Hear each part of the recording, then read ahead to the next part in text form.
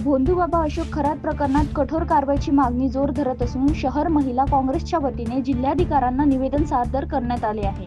या निवेदनात संबंधित आरोपींवर तात्काळ गुन्हे दाखल करून अटक करण्याची मागणी करण्यात आली आहे।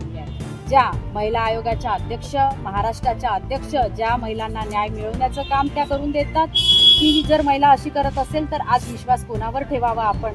कारण आज जर एखादी मुलगी जर घराच्या बाहेर पडत असेल आणि एखादी महिला जर न्याय मिळवायला जर अशा महिला आयोगाकडे जर जात असेल तर त्या महिलेला काय न्याय मिळेल? आज ती महिला आयोगाची अध्यक्ष सांगते की जेव्हा एखादी मुलगी लग्न होऊन जर माहेरी जात असेल तर तिला तुम्ही आंदण देऊ नका, तिला पोथ्या पुराण देऊ नका, तिला तुम्ही संविधान द्या।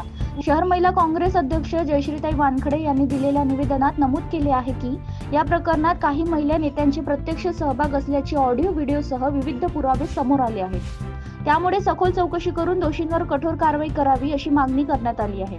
यावेळी नगरसेविका डॉक्टर रचना आत्राम, नगरसेविका रश्मी जटाले, आरती पिंपळे, सौ सीमा तिवारी, किरण चांदवडकर, भारती क्षीरसागर, शेष शाहीन, वंदना निरुडकर, रंजना घोगर, मालती घोगरे, भारती निकम, निलिमा मोहोड आदी महिला उपस्थित होत्या।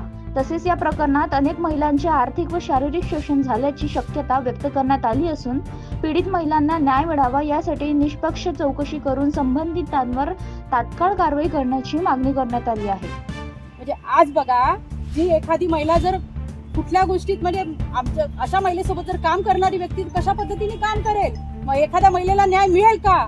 कसा मिळेल?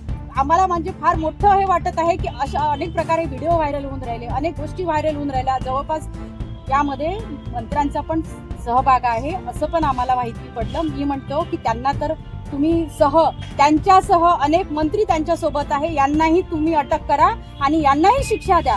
जोपर्यंत अशा महिलांना शिक्षा दिल्या जाणार नाही, अशा महिलांना कठोर शिक्षा व्हायला पाहिजे। कारण महिलांना न्याय मिळणाऱ्या महिलांचं न्यायाची बाजू मांडणारी महिला जर असे करू शकते तर अशा अनेक महिला आहेत की त्या पुढच्या दृष्टिकोनातून या गोष्टीचाही विचार करायला लागेल की महिला आयोगाची अध्यक्ष कशी असली पाहिजे। कारण फार मोठी जबाबदारी ही शासन आणि प्रशासन वागलेलं नाहीये। कारण त्यांची सत्ता आहे, सत्तेत असणाऱ्या लोकांनी पूर्णपणे त्यांना पाठबळ दिल्यामुळे त्यांनी पुरेपूर त्या गोष्टीचा फायदा घेऊन आज त्यांना त्या गोष्टीचा स्वतःहून त्यांना राजीनामा द्यावा लागला।